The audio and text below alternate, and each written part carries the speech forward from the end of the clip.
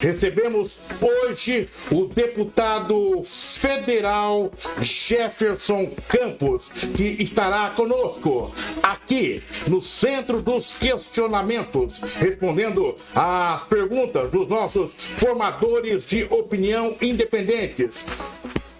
Luiz Antônio Barbosa, especialista em administração pública, advogado. E Alberto Cassoni, gestor de marketing e inteligência empresarial. O programa será dividido em 4 blocos. No primeiro bloco, denominado Pinga Fogo, o formador de opinião formula uma pergunta com um tempo de até 30 segundos. E o entrevistado responde em até 2 minutos. Neste primeiro bloco, o entrevistado responderá um total de 6 perguntas da nossa equipe. No segundo e terceiro bloco, o entrevistado responderá a perguntas com a opção de um segundo questionamento sobre o assunto por parte dos nossos formadores de opinião. E no quarto e último bloco, teremos uma única rodada de perguntas no formato Pinga Fogo e as considerações finais. Opinião livre. Aqui no portal RMS News está apenas começando. Estamos apresentando Opinião Livre. Deputado Jefferson Campos, boa noite, obrigado por atender o nosso jornalismo, satisfação imensa tê-lo aqui. Abrindo os microfones de todos os nossos formadores de opinião e entrevistados neste momento. Vamos abrindo todos os microfones abertos. Deputado Jefferson Campos, já agora. Boa noite, deputado. Boa noite, Oliveira. Boa noite, Cassoni, Luiz Antônio, a todos que nos acompanham pelo portal RMS News. Sempre uma honra, um prazer muito grande estar aqui no bate-papo, prestação de contas e expondo um pouco daquilo que a gente defende, acredita e pelo qual a gente luta. A satisfação é nossa, obrigado mais uma vez por atender o nosso jornalismo, também compõe a nossa bancada de formadores de opinião independentes, Luiz Antônio Barbosa e Alberto Cassoni. Luiz Antônio Barbosa, boa noite, satisfação imensa. Boa noite, Oliveira, boa noite, deputado, Cassoni e todos aqueles que estão acompanhando o RMS News. Satisfação imensa. Alberto Cassoni também compondo a nossa bancada. Boa noite, Alberto. Boa noite, Oliveira. Boa noite, deputado Jefferson Campos. Boa noite, Luiz Antônio Barbosa. E boa noite, amigo do RMS News. Bancada composta, entrevistado aposto. Começamos a primeira rodada de perguntas. Estamos apresentando Opinião Livre. Opinião Livre, começo com a primeira rodada de perguntas. Deputado Pastor Jefferson Campos, quando elegemos um parlamentar para o Congresso Nacional, acreditamos que ele fará diferença com a apresentação de projetos que irá impactar na vida das pessoas e do eleitorado que ele representa. Entretanto, o que vemos é que ao assumir muitas vezes esse parlamentar, quando ele assume, muitas de suas promessas não se concretizam. E este parlamentar acaba se tornando mais um na multidão. O senhor pode explicar o que acontece no parlamento? O porquê poucos deputados conseguem apresentar projetos que impactam na vida da sociedade? Oliveira, amigos aí, formadores de opinião e aqueles que nos acompanham, nós temos mais de 10 mil projetos em andamento lá no Congresso Nacional. Primeiro que um projeto, após aprovado, ele perde até o nome do dono da sua autoria. Ele vira um projeto de lei e dificilmente até é citado o nome do parlamentar que apresentou o projeto. A atividade parlamentar não se limita à apresentação de projeto.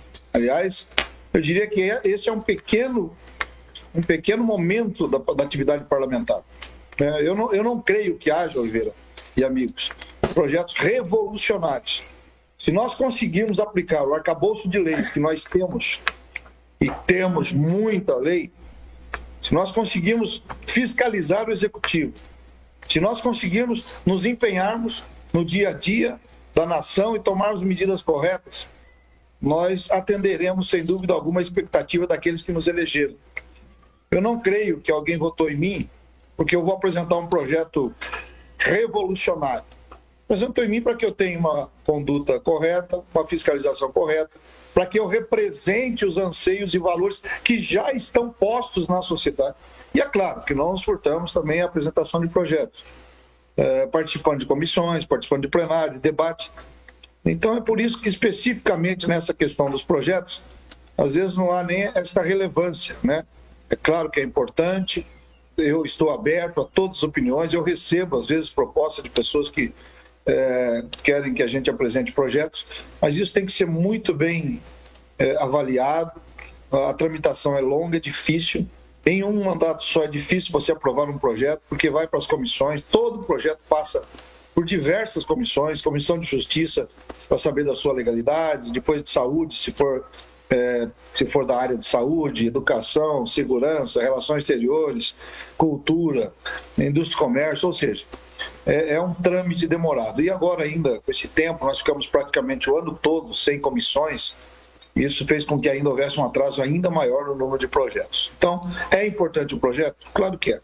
Mas eu entendo, né, também tão importante quanto a conduta, a prestação de contas que estamos fazendo aqui nessa noite e, sem dúvida alguma, postura, né? Porque quem nos elegeu, alguém diz assim, o senhor foi eleito por todos. Não. O senhor representa toda a sociedade. Há divergência. Eu represento uma parcela da sociedade.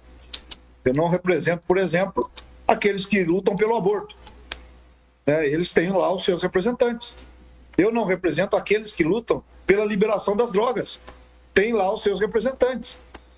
No conjunto de representantes é formada a democracia. E a maioria, através do voto. Quando não conseguimos na concordância verbal, vai para o voto. Agora mesmo tivemos há pouco tempo uma votação que mexeu muito com a sociedade, que foi o deputado Daniel Silveira. Tinha aqueles que defendiam que ele continuasse preso. Eu defendi que o STF não podia fazer aquilo. Então, essa conjunção dos vários representantes é que forma a democracia. E às vezes eu perco votação, às vezes a minha corrente, a minha ideia é derrotada. Nem por isso eu deixo de ser um parlamentar que vou entender que a maioria desejou daquela forma. Não sei se coloquei bem aí a posição, Perfeito. Mas é esse entendimento. Perfeito, deputado Jefferson Campos. Aqui no Opinião Livre, nesta quinta-feira, Luiz Antônio Barbosa, sua pergunta ao deputado. Deputado, inicialmente eu comungo aí com algumas das suas ideias. Eu acho que é importante a questão de projetos, mas no Brasil a gente pensa muito em deputado e legislativo como fazedores de leis, né?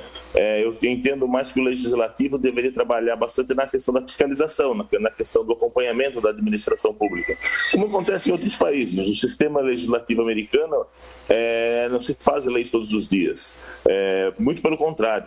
Muito pelo contrário, as leis lá são bem estanques, existe uma segurança jurídica muito grande. Contudo, dentro desse aspecto que eu também acho importante, segundo consta, pelo que o senhor colocou, eu também acho importante, que a fiscalização, que é o acompanhamento da administração pública, como o senhor vê uma administração pública federal em que um delegado federal faz uma notícia crime para o STF por conta de uma coisa que é notória, todo mundo sabe que nós estamos tendo problema com o meio ambiente. Então o delegado federal, como autoridade, dentro de sua atribuição, ela fez uma notícia crime ao STF e no outro dia o governo federal mostrando, olha, aqui quem manda somos nós, tira, muda a cúpula da Polícia Federal no Estado por conta dessa atuação dela dentro da lei. Deputado. Luiz Antônio, você como especialista em administração pública, que o você deve ver não só esta, como outras aberrações e absurdos que têm acontecido nesse governo, como aconteceram em outros governos também. Muitas vezes o nosso presidente, pela sua postura, eu entendo que ele chegou lá pensando assim, agora eu mando. Agora eu mando no Parlamento, agora eu mando no Senado, agora eu mando no STF, mando na Polícia Federal. E a gente vê que hoje, no sistema democrático brasileiro e mundial, ninguém manda. Nós temos que compor, há uma composição, há um entendimento. Nós vimos agora um presidente sendo gravado, né, tentando dizer ali que a CPI se tem que aumentar, se tem que colocar. o presidente tirando delegados da Polícia Federal que estavam investigando lá o seu filho. Então, esse sentimento de que eu mando, num momento mundial brasileiro, ele não cabe.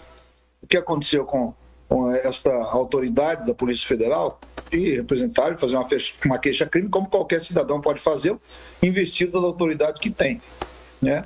E ela foi exonerada. É aquela coisa assim, sabe? Manda quem pode, obedece quem tem juízo. E no parlamento, e na conjuntura dos três poderes, isso não é mais admissível.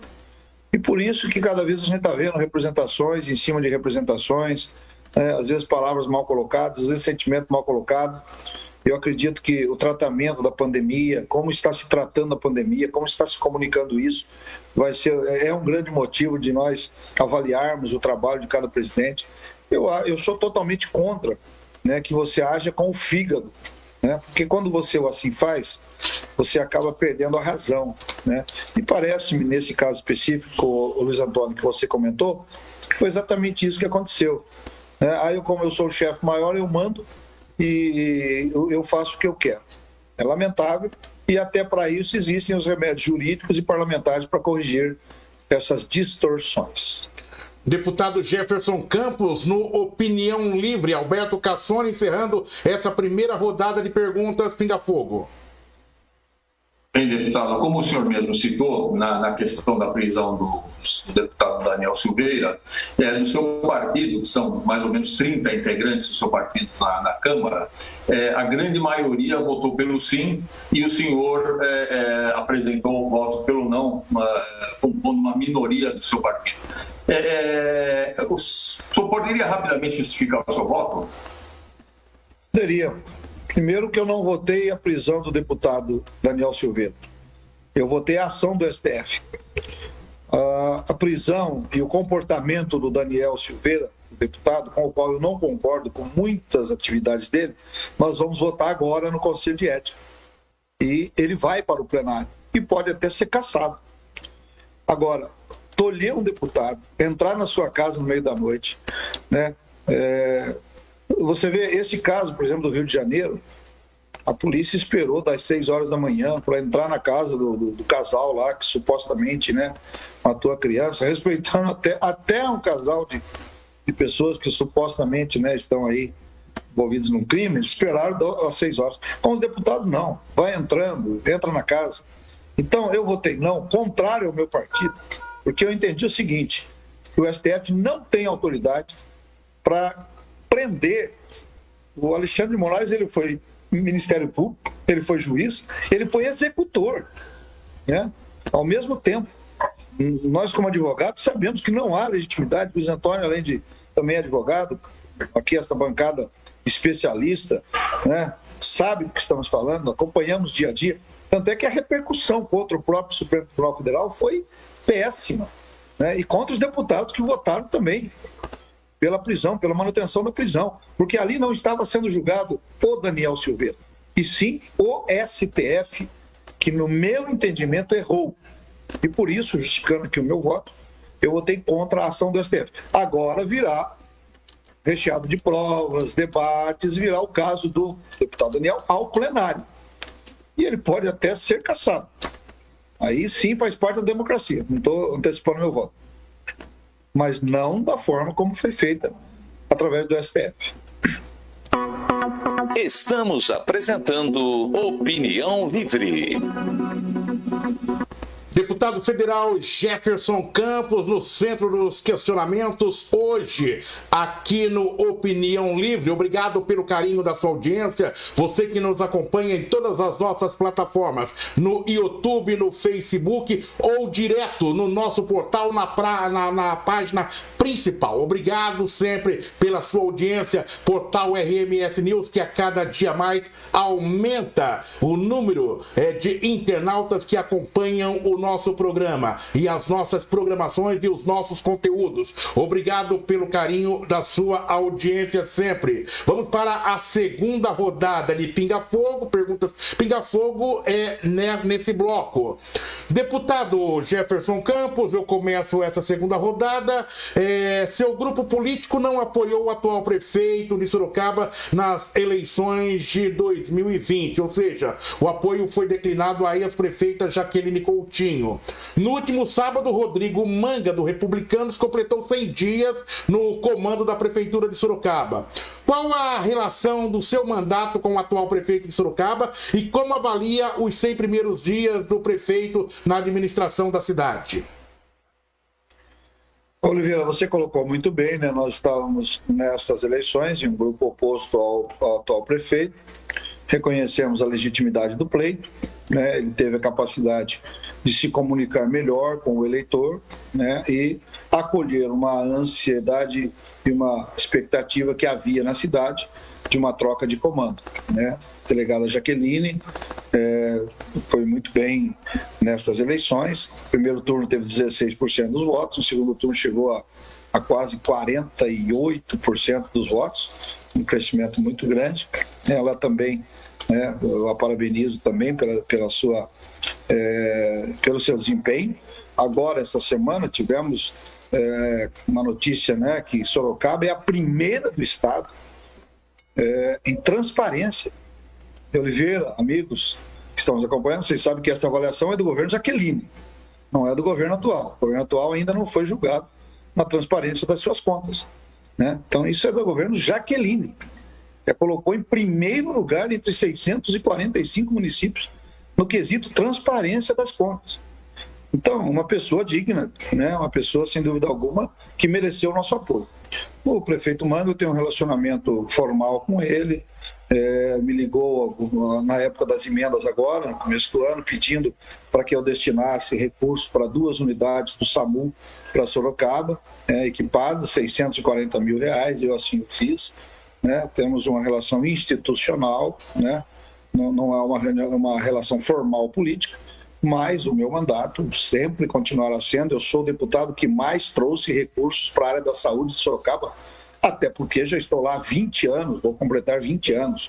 GEPAS, POS, Santa Casa, né? Outros hospitais também da nossa região. Então, a gente tem procurado pautar, independente do prefeito que lá está, né? E eu continuo, esse ano de novo, estou dedicando recursos para a Santa Casa, para o BOS, para o GEPAS, né? Para o Parque Tecnológico, para a Prefeitura de Sorocaba, para o Corpo de Bombeiros, estou doando 2 viaturas para o Corpo de Bombeiros também. Enfim, o nosso trabalho para Sorocaba.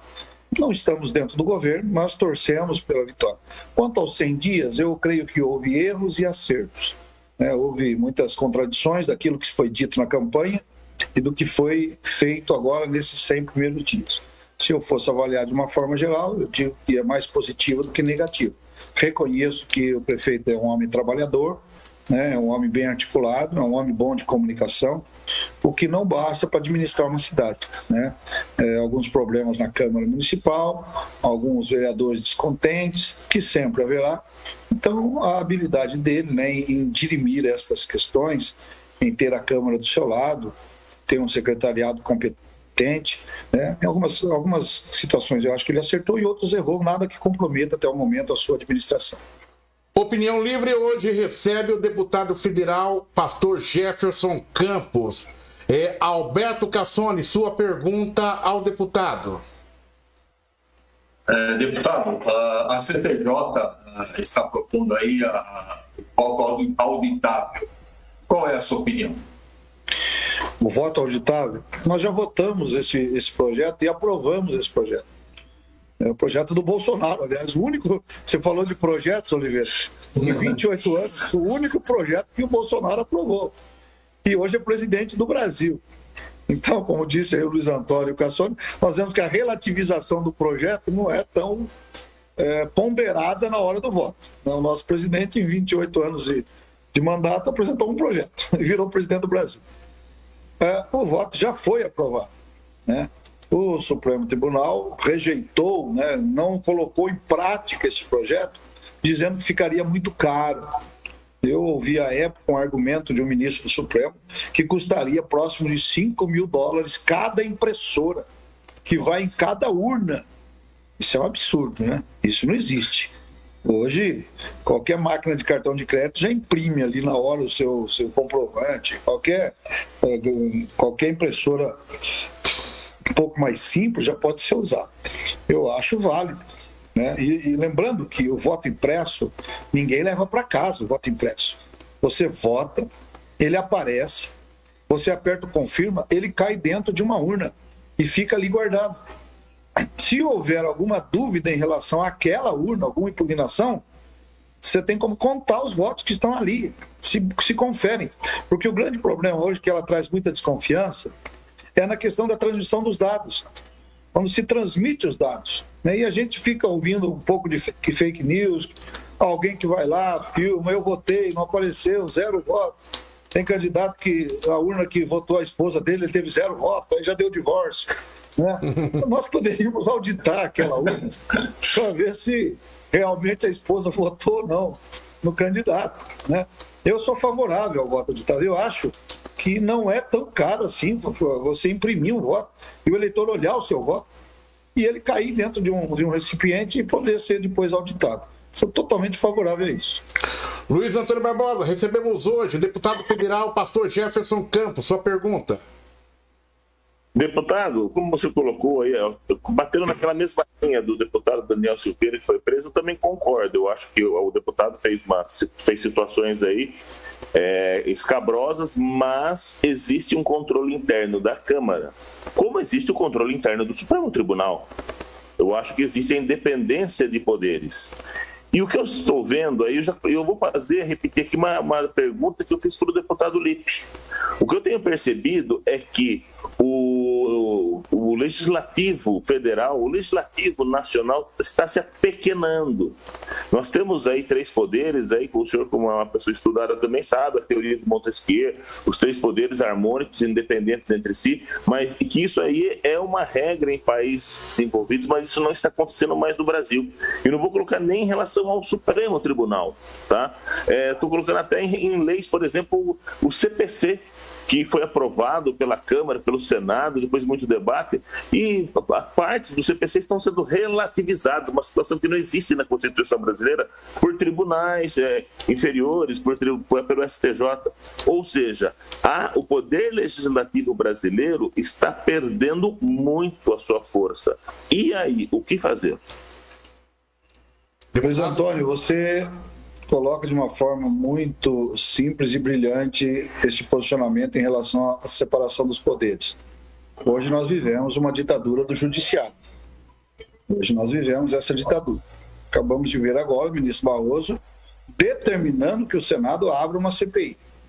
Aí alguém vai a ele e diz assim, mas então vamos também, o senhor vai determinar que abra o impeachment do Alexandre de Moraes, que tem 3 milhões de assinaturas. Eu, não, isso é diferente. O impeachment depende da vontade do presidente. Aí eu pergunto a você, a quem é que ele está mandando abrir a CPI?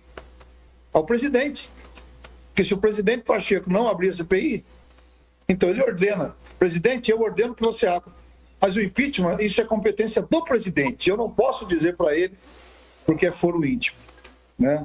Nós estamos vivendo dias difíceis, né? Esta ditadura do judiciário. E olha, isso tem muito a ver com um sistema político, o sistema de mídia, o sistema parlamentar. Por exemplo, quando você é parlamentar, normalmente o Poder Judiciário dá um cartão amarelo para você. Cartão amarelo. Inventa uma ação. Abre uma ação contra você. Né? Nós temos prefeitos de Sorocaba que fizeram um bom trabalho, que saíram daí com 30, 40, 50 ações. Né? Ações que não são julgadas. É o cartão amarelo. Dizendo assim, ó, parlamentar, se você não votar projetos que nos interessam, você vai levar um cartão vermelho. Né? O presidente anterior do Senado, Davi Alcolumbre, tinha nas mãos a CPI da lava-toga. Juízes que exorbitaram do seu poder, juízes que estavam perseguindo, usando de abuso de autoridade. Ele segurou até o fim. Por quê? Porque ele tem cartão amarelo. Se ele desse um passo em falso, o cartão vermelho ia comer e ele ia ser expulso. É uma ação que não julga. A ação, em média, contra políticos duram anos, 5, 10 anos. Não se julga. Cada eleição que a gente enfrenta, vem vocês da mídia, viu, Oliveira? Você é uma exceção, mas a mídia em geral.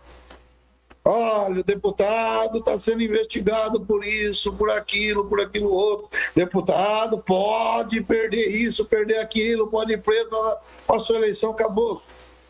Arquiva de novo. Espero o próximo passo do deputado para mostrar o cartão amarelo. Você tem cartão amarelo, hein? Fica quieto. Hoje está quase todo o Congresso está amarelado. Então a gente fica refém dessa situação. O Judiciário mandando, e mandando muito. Nós somos culpados disso, porque aprovamos leis, aprovamos a PEC da Bengala, aumentou para 75 anos, o que era 70, e outras leis que se eu fosse ficar falando aqui. E aí, cada vez que chega lá um projeto, ele é aprovado. Por quê? Está todo mundo de cartão amarelo. Deputado Quase todo mundo, né? Deputado Jefferson Campos, conosco, aqui no Opinião Livre. Obrigado pelo carinho da sua audiência. Nós vamos para um intervalo e voltamos já. Obrigado mais uma vez. Você que nos acompanha no portal, no YouTube e no Facebook. Estamos apresentando Opinião Livre. Portal rmsnews.com.br. Sistema de comunicação integrada. Acesse agora. Jornal, impresso, rádio, TV, tudo numa única plataforma digital. Entrevistas, comentários em texto e vídeo. E podcast específico para um público qualificado como você. Geração de conteúdo personalizado. Conheça e entre na era digital. Portal rmsnews.com.br. Para você conectado na internet. Meu Síndico Profissional, a solução para o seu condomínio. Contrate agora e não tenha dor de cabeça. Meu Síndico Profissional vai cuidar do seu condomínio com independência, livre da construtora. Não deixe a garantia do seu condomínio acabar para trocar o síndico indicado pela construtora pelo seu síndico profissional independente. Depois você não terá a quem recorrer e vai ter que arcar com todas as despesas. Meu Síndico Profissional faz a administração completa do seu condomínio residencial ou comercial. Garantia e transparência na gestão do empreendimento imobiliário. Meu Síndico Profissional. Agende uma visita. Telefone WhatsApp 9824-6319 ou acesse o nosso site meusíndicoprofissional.com.br. Prêmio Melhores de 2020. Em maio, aqui no portal rmsnews.com.br. Mais de 120 mil internautas escolheram em votação pública os melhores gestores públicos e políticos. E você vai acompanhar toda a premiação aqui no portal rmsnews.com.br. Aguarde em maio. Realização: portal rmsnews.com.br. Opinião Livre, o debate dos principais assuntos que envolvem a sociedade, política, economia, ciência, cultura e muito mais. Toda quinta-feira, às 21h, aqui no portal rmsnews.com.br. Entrevistas e a participação da equipe de formadores de opinião independentes. Opinião Livre, apresentação Oliveira Júnior. Opinião Livre, toda quinta-feira, às 21h. Portal rmsnews.com.br. Para você, conectado na internet. Repórter RMS News, 7h30 da manhã, de segunda a sexta-feira. As primeiras informações do dia para você conectado na internet. Em ação, todo o jornalismo do portal rmsnews.com.br. Entrevistas exclusivas com quem decide o dia a dia no diversos setores da sociedade. Análise dos fatos com a equipe de formadores de opinião independentes. A participação do cidadão pelas redes sociais. Transmissão simultânea no portal, no Facebook e no YouTube. Repórter RMS News. Apresentação: Oliveira Júnior. RMS News, linha direta com você. WhatsApp 99706-4961. Você interagindo com a gente. Envie sua mensagem de texto, áudio ou vídeo. Dê sua opinião, comente. RMS News, linha direta com você. WhatsApp 99706-4961. Portal rmsnews.com.br. Jornalismo profissional na internet. Os fatos aqui apresentados seguem base científica em todas as áreas de estudos reconhecidos. Qualquer observação que não corresponde a esses critérios, consideramos fake news. Portal RMS News. Compromisso com a verdade. Estamos apresentando Opinião Livre.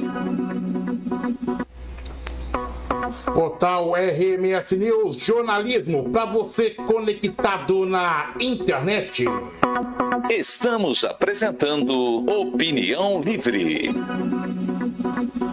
Obrigado pela sua audiência. Hoje recebemos aqui no Opinião Livre o deputado federal pastor Jefferson Campos, na nossa bancada de informadores de opinião independentes, Luiz Antônio Barbosa, advogado especialista em administração pública, Alberto Cassoni, especialista em marketing e inteligência de mercado. Deputado Jefferson Campos, mais uma vez, muito obrigado. Vamos agora para a segunda rodada de perguntas. Vamos começando nessas perguntas, um pouco mais detalhadas, com Luiz Antônio Barbosa. Você abre esse bloco, Luiz. Vamos abrir os microfones e todos os microfones abertos. Atenção para a abertura de microfones. Todos os microfones abertos. Sua pergunta, doutor Luiz. Estamos aí numa situação complicada aí da Covid no país. O que está sendo feito de errado, na sua opinião? Nós estamos numa situação complexa, nós estamos aí sendo inclusive mal vistos aí no exterior por conta disso, por falhas no tratamento desse problema. O que acontece, o que poderia ser melhorado, na sua opinião? Luiz Antônio, não é uma resposta simples, até porque é um problema ainda desconhecido. Há tantas teorias controversas a respeito do tratamento da doença, do pós-Covid. Há tantas dificuldades em se estabelecer um padrão de tratamento, de remédio, de vacina, de protocolo. Nós que perdemos pessoas aí, às vezes pessoas novas que não tinham nenhuma comorbidade, outros que já eram pessoas que tinham alguma outra doença pré-existente, pessoas que vão rápido, outras que demoram, pessoas jovens, outras de mais idade, algumas de mais idade que escapam, outras mais jovens que infelizmente perdem a vida, e aqui a minha solidariedade a todos que perderam alguém. Então não é um problema de fácil solução. Os países todos estão meio que procurando uma resposta para isso. O complicador brasileiro é a questão política. Tivemos o nosso presidente, a princípio, acho que menosprezou um pouco esse problema.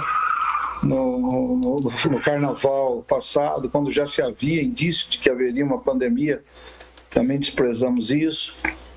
E criou-se aí esse debate mais político do que científico, até porque a ciência se contradiz a todo dia.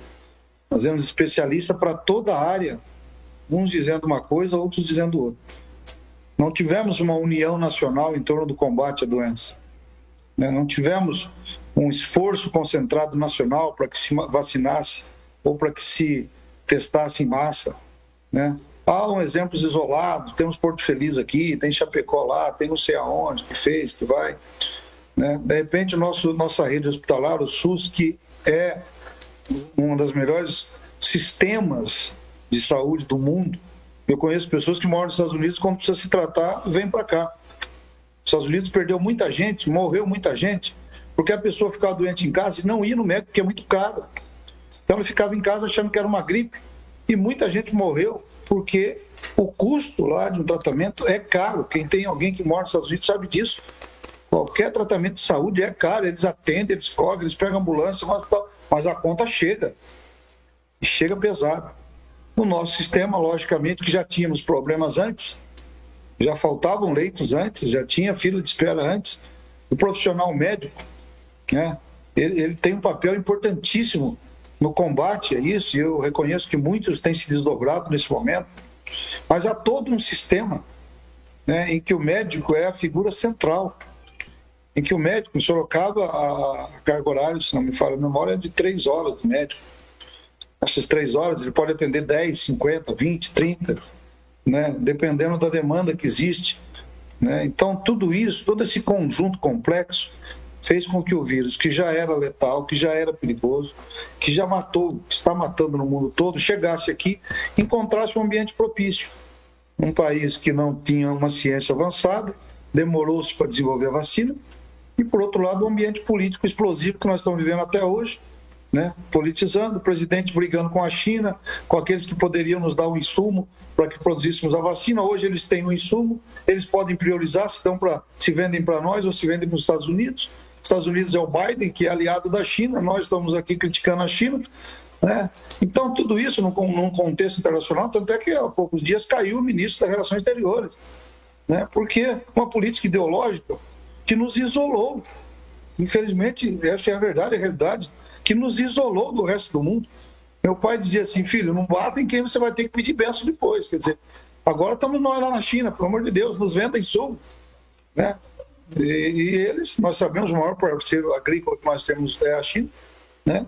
E nós estamos aí nesse atraso, correndo atrás, embora seja um assunto diferente, difícil para todo o mundo. Alô, Oliveira. Alberto Cassoni, sua pergunta ao deputado. Bem, deputado, eu tenho aqui uma série de perguntas, né? Mas a pergunta do Luiz Antônio, mesmo a sua exposição, me fez pensar numa pergunta que talvez, pela sua experiência como pastor e acompanhando aí todo o povo brasileiro, possa talvez nos dar uma palavra interessante. Desde a mais remota era primitiva do homem, o homem sempre agiu com um compliance, com uma gestão de risco e compliance. Ou seja, o homem sempre, quando ele efetuava suas caças, um grupo ficava na prevenção, tomando conta se iria sofrer algum ataque de outro animal, outro grupo ficava esperando para um tratamento se houvesse alguma coisa, e o outro grupo agia comendo os alimentos, e assim eles iam renovando. Então, ou seja, prevenir, tratar e agir sempre foram os ícones da humanidade em qualquer era da civilização. O que está faltando para nós brasileiros, de todas as bandeiras, de todos os credos e partidos, voltemos a pensar como o ser humano que agia inconscientemente para o bem comum? Sônia, a cada dia que passa, a gente se decepciona um pouco mais com o ser humano, né? Ao mesmo tempo que há gestos maravilhosos, mas há gestos que nos decepcionam muito. Desde os primórdios da humanidade, o ser humano já revela o seu lado tanto quanto difícil, né? Se formos seguir a Bíblia Sagrada, Oliveira lê bastante a Bíblia, nós vemos que a Terra tinha 4 pessoas: Adão, Eva, Caim e Abel. E Caim já matou Abel. Comentava dias atrás isso. 25% da Terra já era homicida. A Bíblia diz que pelo menos 2 ocasiões Deus se arrependeu de ter feito o homem. Para quem acredita na Bíblia, como nós, quando veio o dilúvio, foi porque Deus havia se arrependido de ter feito o ser humano. Havia tanta devassidão, podridão, sacrifício de crianças. Havia tanto pecado que Deus olhou e falou: me arrependo de ter feito o homem. E disse: eu vou destruí-lo. E o que nos salvou, estamos aqui hoje, para quem acredita na Bíblia, foi Noé. Né? Quando Deus olhou para a família de Noé, falou: vou dar mais uma chance para o homem. E salvou a família de Noé. O ser humano, infelizmente, ele tem uma malignidade. E eu vou voltar aqui a um assunto que está em pauta nossa aqui, que me balançou muito. É essa questão do menino Henry, lá do Rio de Janeiro. Né? Eu fiquei muito tocado com essa situação. Uma mãe está morando há 5 meses com um homem, um vereador, inclusive, e vê o seu filhinho de 4 anos sendo espancado, sendo maltratado, né? Na nossa ideia, isso é inconcebível. Que uma criança de 4 anos seja sistematicamente espantado por alguém que é um médico, que é um político de renome há 20 anos, tem 5 mandatos parlamentares. Né? E a mãe, né, se vê num primeiro momento que seu filho está passando por isso, é a lei de Salomão. Salomão manda cortar a criança ao meio, e a mãe verdadeira diz, não, eu prefiro meu filho com ela do que morto. Ali a decisão salomônica. Uma mãe dessas, eu estou vendo que o meu filho aqui está correndo um risco grande. Vai morar com o papai, vai morar com a avó. Mas a gente vê que não há essa iniciativa. O ser humano, ou por conta de status, de posição, de dinheiro, né, porque ela havia conquistado uma posição social melhor, permite que isso aconteça. Então, Cassio, eu não tenho essa resposta, mas eu vejo a involução do mundo. Quanto mais leis, né, os Estados Unidos agora está lá com esse tumulto todo, né, contra o racismo, porque alguém gritando, viu, você está tirando meu ar, você está com o joelho no pescoço, sai de cima, eu estou algemado, deixa eu respirar. Não, eu vou te matar, você não vou sair daqui. Então, nós estamos vivendo, Cassio, dias assim, eu que sou pastor também, né, e tenho atividade, vejo todo dia isso, a gente vive dias angustiantes, viu, meu irmão?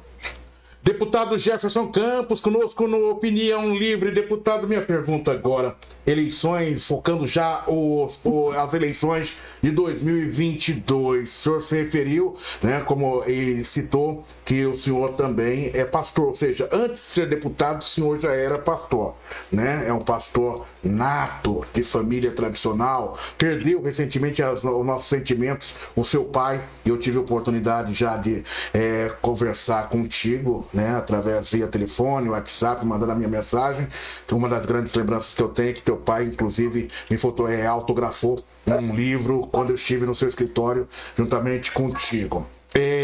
Mas vamos então falar um pouquinho sobre as eleições do ano que vem, linkando com a questão dos evangélicos.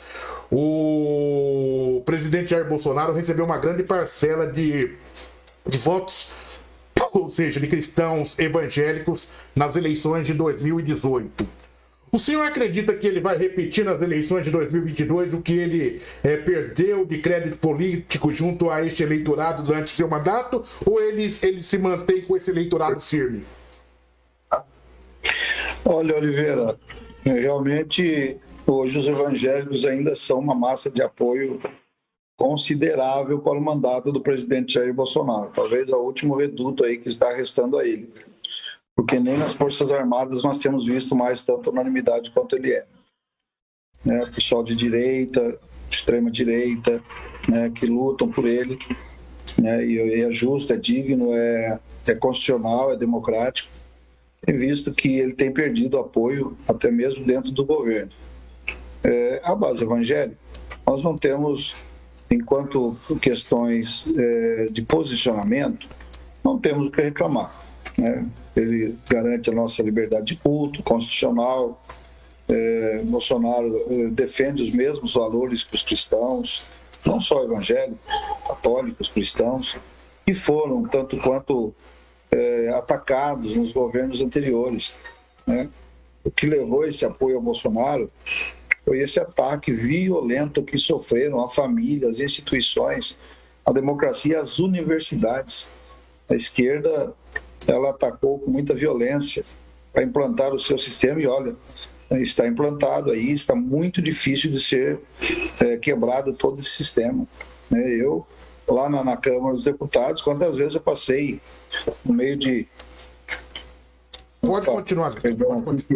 Pode continuar. Quantas vezes a gente não foi xingado, né? Reverberava lá, eu quero o fim da polícia militar, né?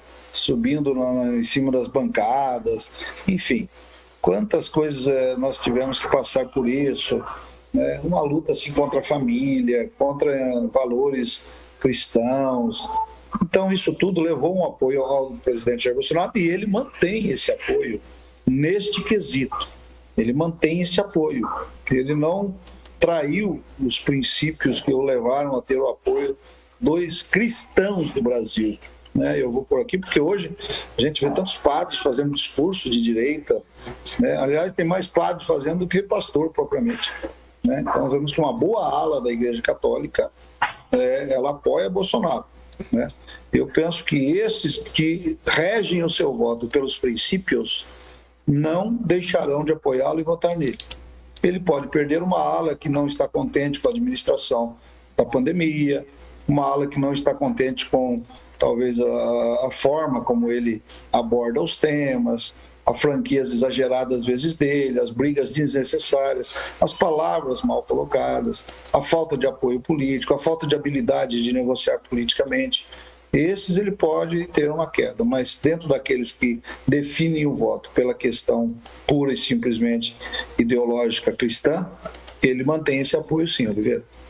Deputado Jefferson Campos, conosco aqui hoje no Centro de Questionamentos do Opinião Livre. Vamos para um breve intervalo e voltamos já.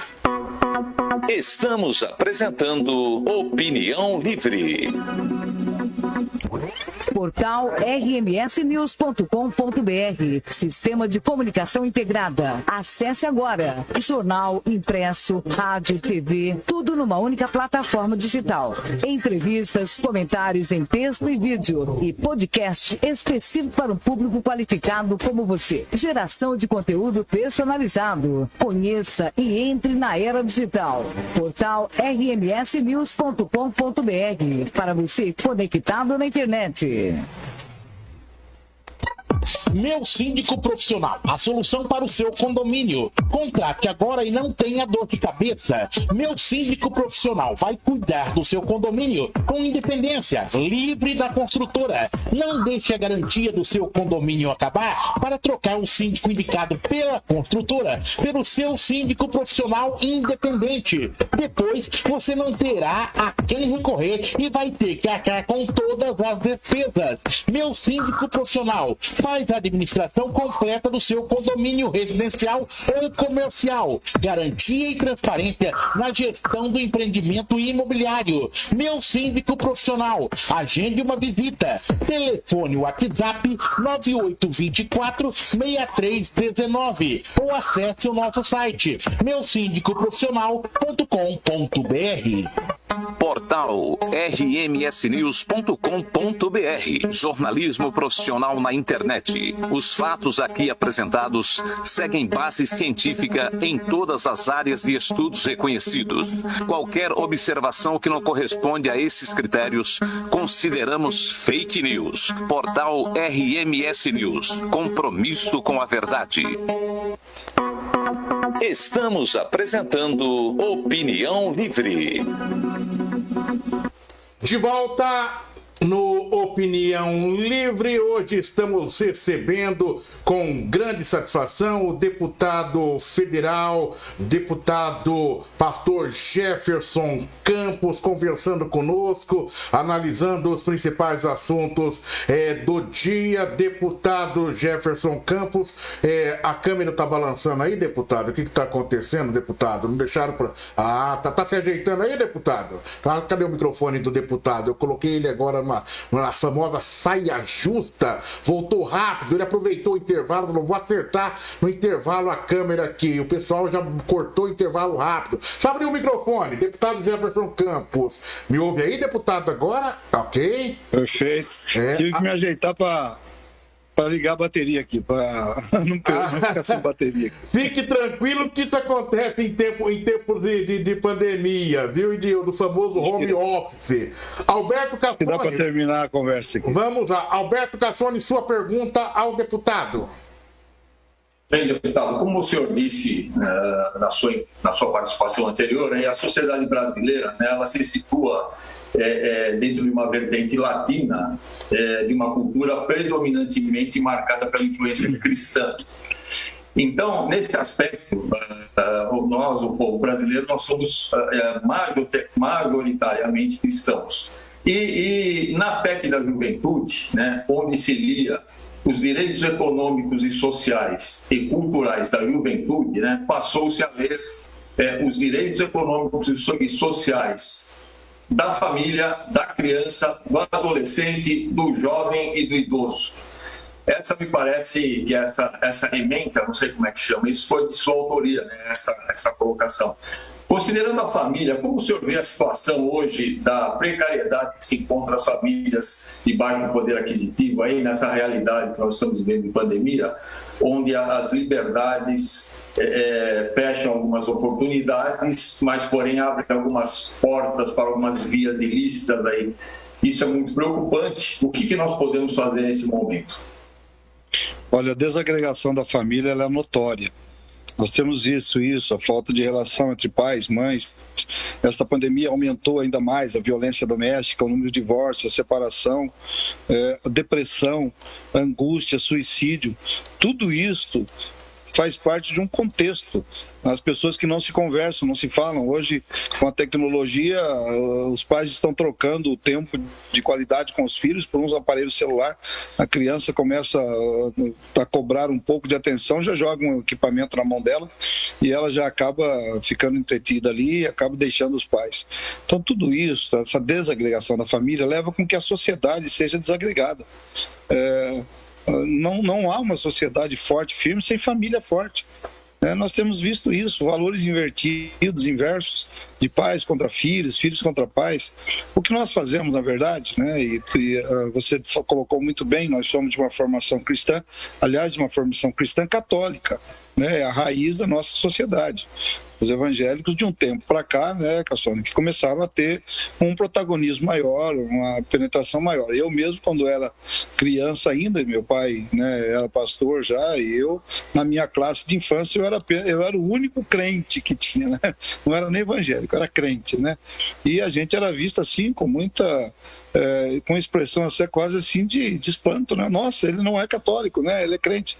Hoje virou até moda ser evangélico, O cara faz um gol, já fala de Jesus, o cara entra no Big Brother, fala de Jesus, o cara, que é bom, por um lado é bom, mas isso também acaba, de uma certa forma, banalizando um pouco o evangelho, porque as pessoas acabam usando o evangelho até para promoções pessoais. E quando chega na hora de você realmente mostrar, se você é um cristão, não estou colocando nem a minha religião aqui, se você é um cristão de verdade, acaba não tendo essa convicção toda que é um princípio, que uma coisa é o que você diz, outra coisa é o que você faz, o que você é.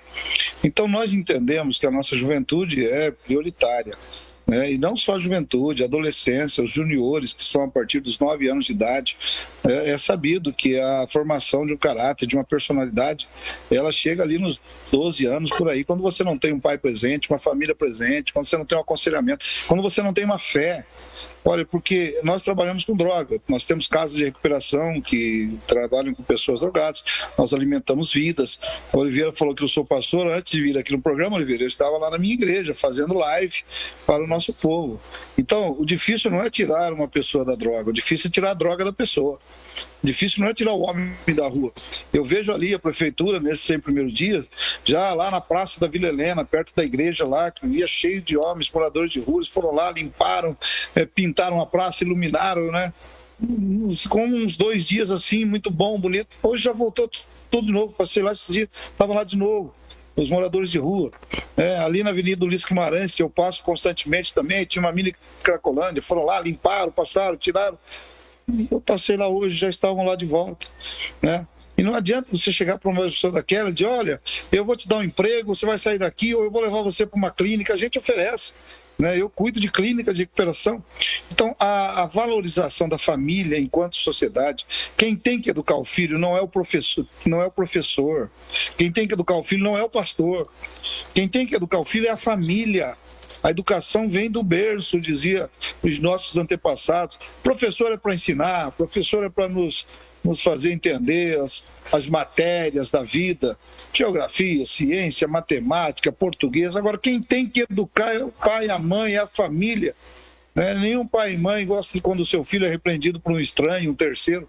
Mas às vezes abrimos mão disso e os educadores estão lá colocando na cabeça das nossas crianças exatamente aquilo que não pensamos, não cremos, não admitimos e que futuramente podem causar esse conflito de gerações que estamos vivendo hoje.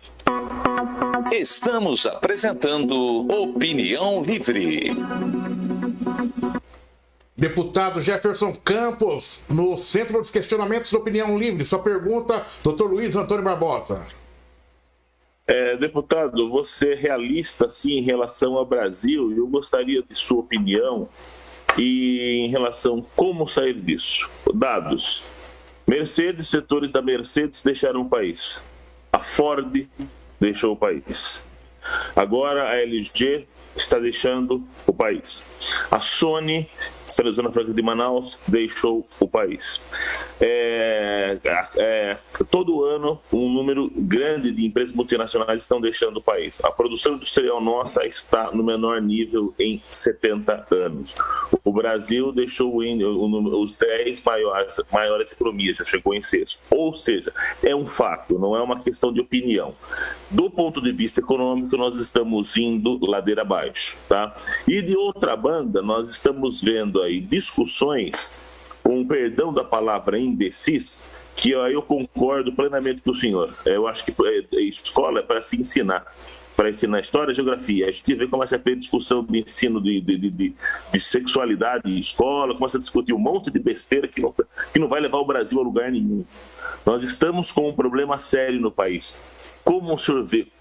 Nossa opinião, o que poderia ser feito para a gente sair dessa descendente quase vertical em que nós estamos hoje? Luiz Antônio, pergunta inteligente e difícil de responder. Até porque passou 2 minutos, Oliveira já começa a mandar um aviso aqui que está acabando o tempo. Está chegando no ar, A gente já vai ficando querendo acelerar o pensamento, né? A gente está parecendo um debate. Eu estou me sentindo aqui num debate. Estou me sentindo bem e gostoso, porque eu gosto de debate. Legal. Primeiro, Luiz Antônio, que nós temos um grande vilão para o desemprego, para a mão de obra ociosa, que é a tecnologia. A tecnologia desemprega mais do que qualquer economia. Você ia antes num escritório de contabilidade, você precisava de alguém para fazer, escrevia o livro caixa, outro escrevia o livro razão, outro escrevia nota fiscal, outro fazia... Hoje um computador desemprega 20, 30 pessoas. Você tinha alguém que ficava entregando a comanda na porta da padaria para você, 3 turnos, 3 pessoas. Hoje você põe uma máquina ali que você aperta o dedo e sai a comanda e você mandou embora 3 pessoas. Grande vilão da tecnologia. Nós, em alguns anos não vamos ter mais, por exemplo, motoristas de carro. Os carros vão ser elétricos. Nós já temos visto que o grande desemprego... Então, a Ford foi embora, não é porque o Brasil, o Bolsonaro, a Ford já há algum tempo vem enfrentando uma descendência, eles queriam ainda mais, incentivos fiscais para permanecer aqui. Então, aí é uma questão longa se deveria ou não ser dado esses benefícios para que eles continuassem aqui no Brasil.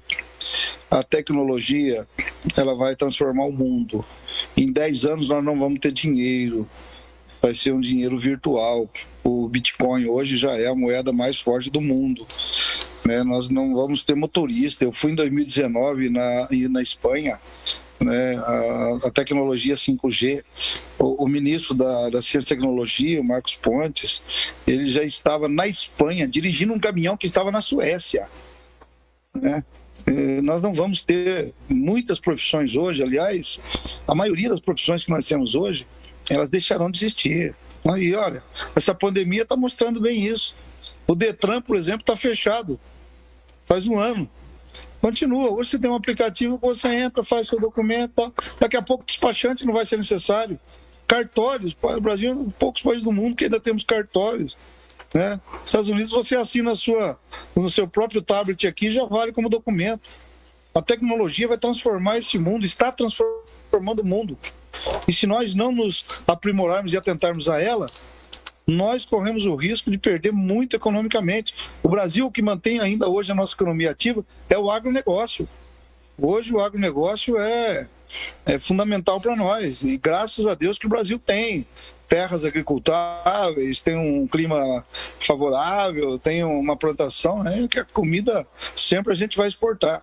Então eu acho que nós devemos investir nessas áreas que ainda podem nos trazer o turismo, o agronegócio, a tecnologia, que vão ser a próxima, já estão aí. a próxima revolução, cidade inteligente e tudo mais. E Sorocaba tem tudo para ser uma vanguarda. Temos um parque tecnológico de primeira grandeza, nós temos uma cidade conectada, nós estamos próximos de uma capital muito grande, não temos muitas coisas negativas da capital e temos outras muito positivas. Então o Brasil, de uma forma geral, vai enfrentar isso. E quem não souber administrar desta forma, olhando para o futuro, meu querido Luiz Antônio e demais componentes aqui dessa conversa, e os que estão nos acompanhando em casa, vai sofrer e vai sofrer muito. Deputado Jefferson Campos, vou para a última pergunta desse bloco, para irmos para o encerramento daqui a pouco, com as famosas perguntas pinga-fogo. Preço dos combustíveis nas alturas. Alimentação nem se fala. O custo de vida lá em cima. E ouvimos muitos dizendo ainda que o governo vai bem. O senhor também tem concordância com essa ideia, com a política econômica do atual governo? Ou acha que já deu no que tinha que dar e o ministro Paulo Guedes mais vende do que entrega aquilo que promete? Oliveira Júnior, o ser humano ele nasce com 2 instintos de sobrevivência: o medo e a mentira. Você pega uma criança de 1 ano com a boca cheia de chocolate, você vai falar, você comeu chocolate? Fala, não fui eu. Ninguém ensinou ela a mentir. Isso é um instinto de sobrevivência. E o outro é o medo. Nós só estamos vivos porque nós temos medo. Quantos amigos eu perdi na infância que não tinham medo de água, morreram afogados. Eu sempre tive medo de água. Cheguei aqui. Né? 2. Nós estamos vivendo hoje dias difíceis. A economia, não há como você negar que o combustível, o presidente agiu rapidamente, trocou o conselho da Petrobras, subiu mais 2 vezes depois que ele trocou o conselho. Né? Nós estamos nas alturas. Alimento, nós alimentamos, esta semana a nossa igreja alimentou mais de 150 famílias. Fizemos sábado arrastão solidário, alimentamos famílias. Então nós temos visto isso, a fome. A avaliação nesse sentido, ela não é boa. Né? Mas não há corrupção no governo? Ótimo. Nesse sentido, ela é muito boa. Realmente já faz aí, desde o início do governo, que a gente não vê escândalo de corrupção do governo atual. Né?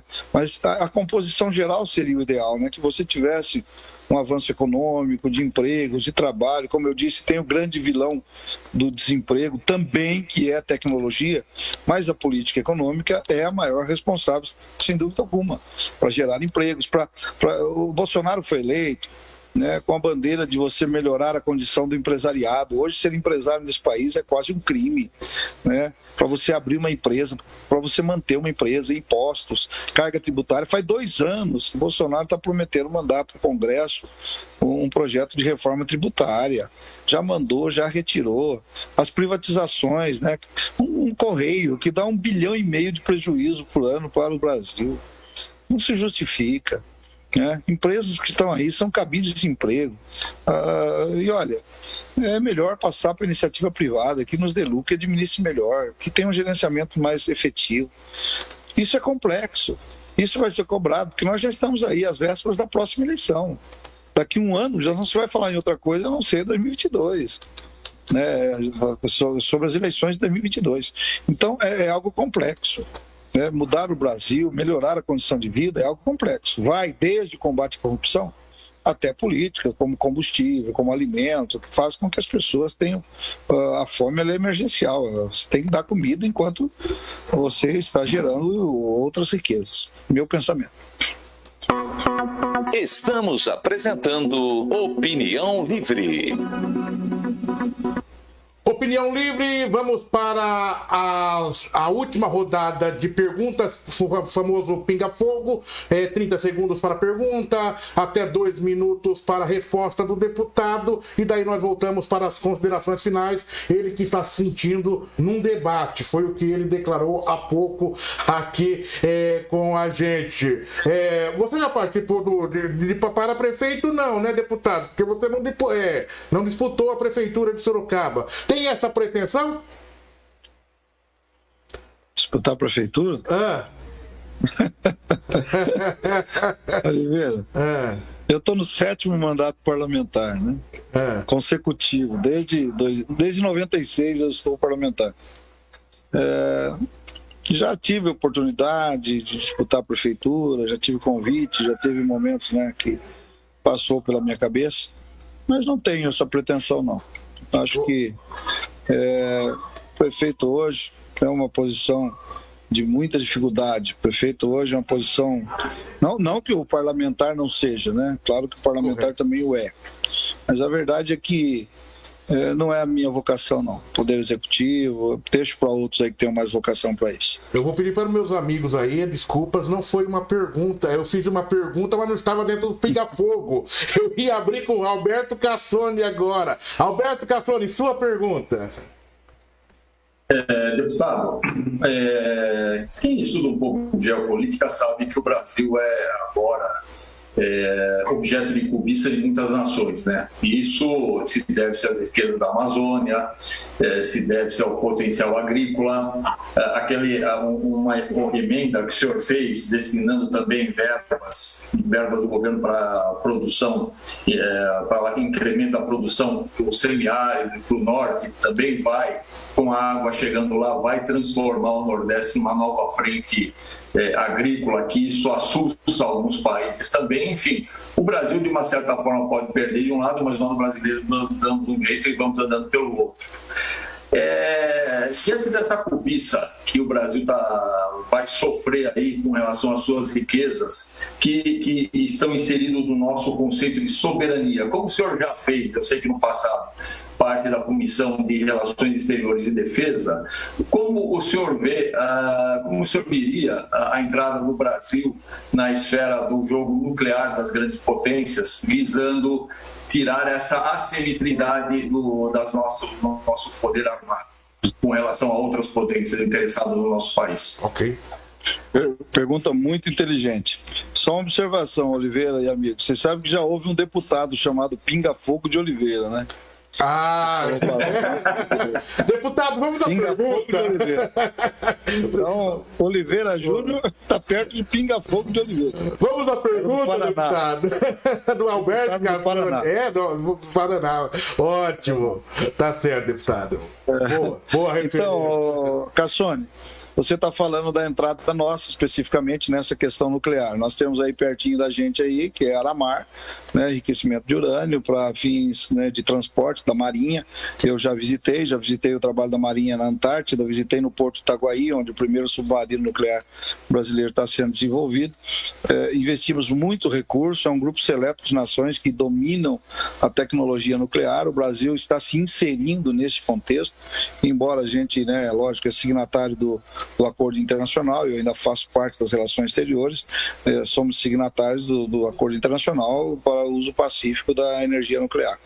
Essa energia que é aplicada nos fármacos, aplicada na fabricação de remédios, de raio-x, de outros equipamentos, né, médicos, e também na propulsão de submarinos e de outros veículos aí que possam utilizá-lo. Eu acho importante, embora seja um valor altíssimo que o Brasil investe, são bilhões que já foram investidos nessas questões, desde aí Aramar até Itaguaí e outros lugares mais que a Marinha mantém esse trabalho. É importante, é o preço que se paga com a tecnologia. Colocamos um satélite em órbita, um valor altíssimo. Agora, essa tecnologia ela tem que ser aplicada, né? Ela tem que ser revertida em benefícios para a próxima população. O satélite que colocamos em órbita demorou muito tempo. Poderíamos hoje já ter todas as casas do país, por exemplo, cobertas com internet gratuita.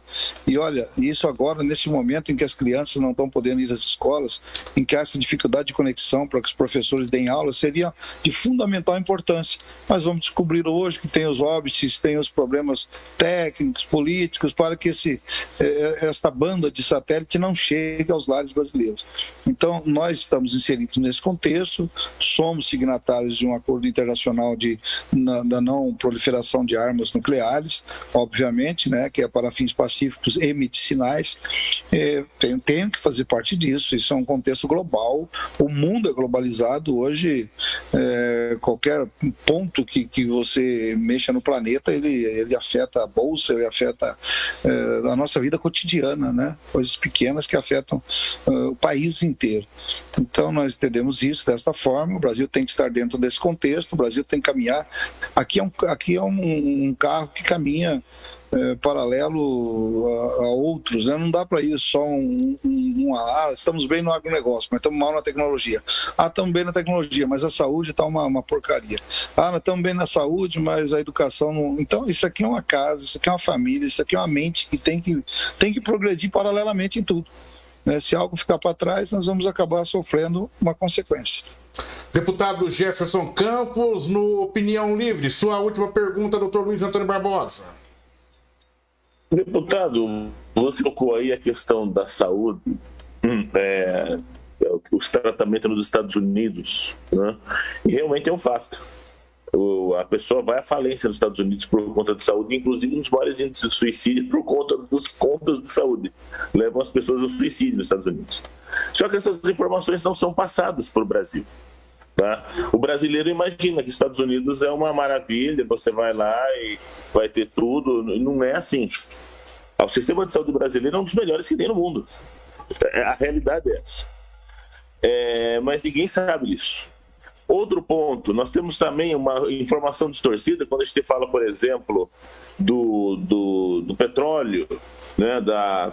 Aqui se colocar, nós temos que trabalhar de acordo com o mercado. Então nós estamos vendo um aumento de quase 40% aí do gás de cozinha, porque temos que seguir a média internacional banana.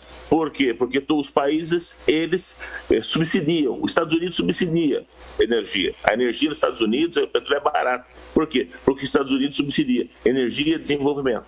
Energia é necessária para a população. Então nós vemos muitas situações que são passadas para a população que não são verdade. Não são verdade. O mundo trabalha de forma diferente. Se passa uma outra situação para o Brasil, ele vive informações que não são verdadeiras. Pergunto, aonde está essa falha? Está no governo que não sabe passar essas informações? Está na imprensa que talvez manipule as informações? Na sua visão, onde está esse problema de tantas informações que não correspondem à verdade mesmo em relação à realidade? Por isso que chama pinga-fogo isso aqui, né, Oliveira? O espaço é para você responder. Uma pergunta melhor que a outra, né? Tá bom. Olha, Luiz Antônio, é um sistema. Eu acho que todos somos culpados. O político é culpado, o governo é culpado, o sistema é culpado, a mídia é muito culpada, né? Porque às vezes a gente acusa de esse ou aquele, o presidente é muito ideológico, o ministro das Relações Exteriores é ideológico, o STF é ideológico, e aqueles que nos trazem informação, né? A democratização da mídia, através da internet, através dos canais aí que temos, isso que estamos fazendo aqui hoje, por exemplo, foi muito boa, porque é a contestação rápida da informação. E quantos amigos meus que me mandam coisas, olha isso aqui, acabei de receber, eu já dou uma rápida busco na fake news, eu vejo lá na RMS, isso aqui é fake news. Mas é fake news, mas quem falou era uma pessoa de credibilidade. Então, todos nós somos um pouco culpados. Primeiro que o ser humano tem esse desejo ávido, né, por coisas negativas, né? Uma notícia negativa atrai muito mais do que uma notícia positiva, né? A gente, às vezes eu faço um discurso lá na Câmara, eu posto discurso nas minhas redes e tal, e tem uma certa audiência, uma certa curtida. Agora, quando é uma notícia negativa, aquilo é como um rastilho de pólvora, né? Aquilo é compartilhado, aquilo é falado, é comentado. O ser humano, de uma forma geral, tem essa tendência negativa. Vocês são da mídia aí, sabem muito mais do que eu, que a notícia negativa ela repercute muito mais do que a positiva. A mídia tem sua culpa, nós políticos, homens públicos, temos a nossa, nós religiosos temos a nossa parte também. Nós, enquanto sociedade, não estamos avançando, não estamos melhorando, né? E isso é uma tendência, infelizmente, mundial. Nós não vemos só no Brasil, não.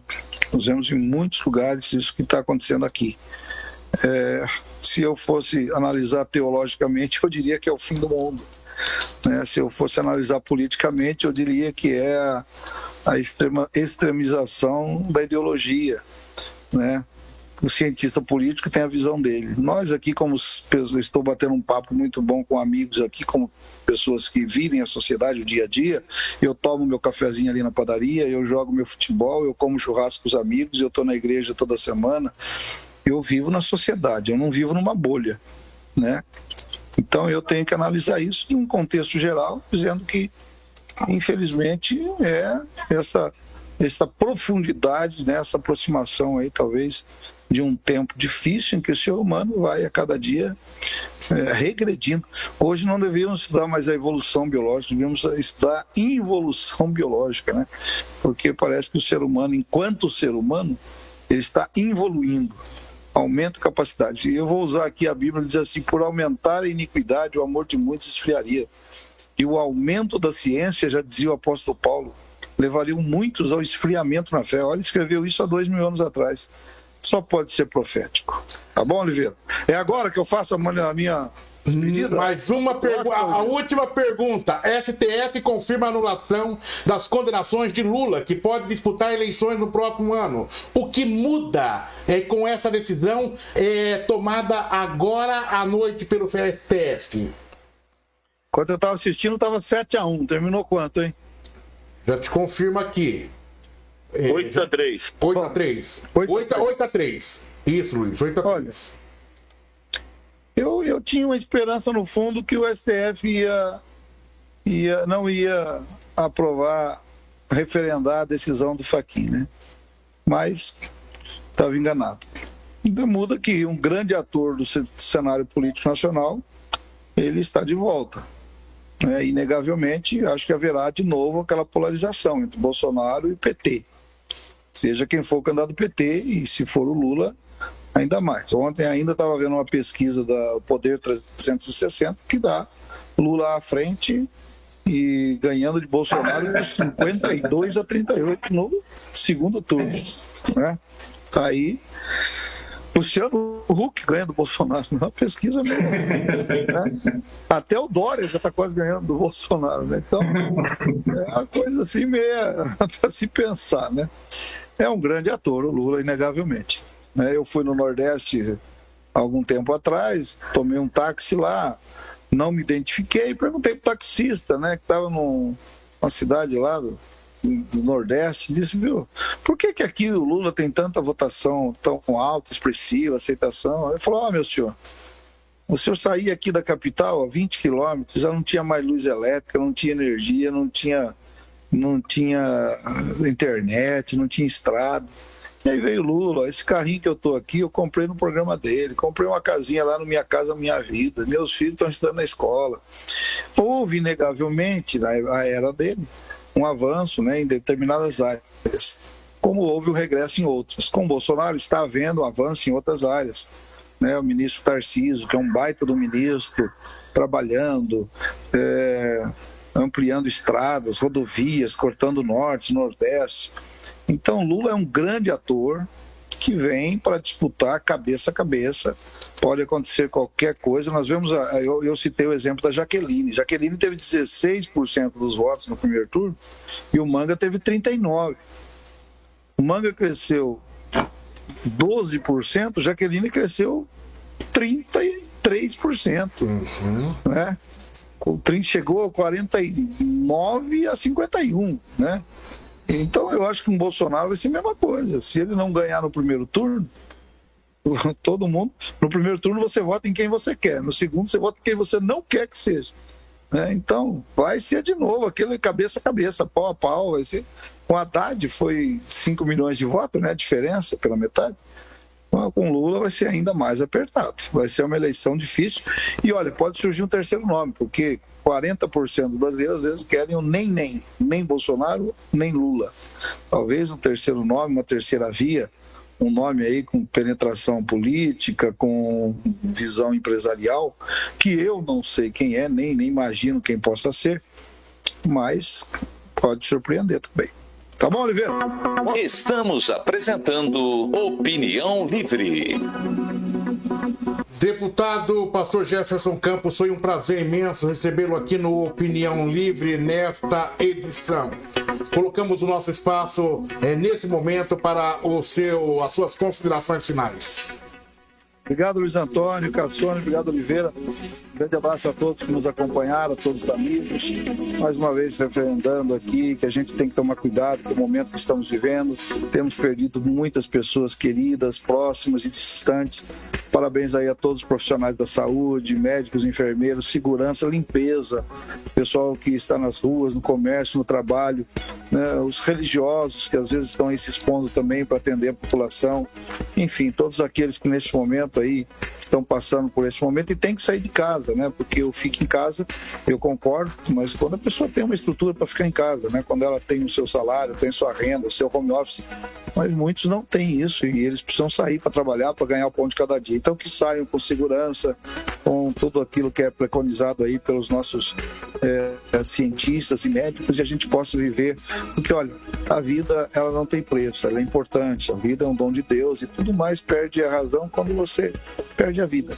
Então que a gente possa lutar por isso, para dias melhores, para anos melhores, com qualidade de vida, com saúde, com muita segurança. Um abraço a todos, obrigado Oliveira, você, que brilhante trabalho, batalhador das mídias, te conheço aí há muitos anos, sempre lutando, trabalhando, batalhando, inovando, enfrentando dificuldades, que a mídia, principalmente a mídia local, a mídia independente, ela sempre é muito difícil de ser realizada, os grandes veículos acabam engolindo um pouco aí esse trabalho, mas parabéns a você, Oliveira, pelo trabalho, pela dedicação, pelo afinco, sempre está com a gente, colhendo informação, presente, está em Brasília na posse, está em Brasília nos grandes momentos lá, uma família muito unida, abençoada também, então parabéns a todos e muito obrigado pela oportunidade de me mostrar um pouquinho. Isso aqui falta muito, né? O político, ele não tem essa oportunidade, né?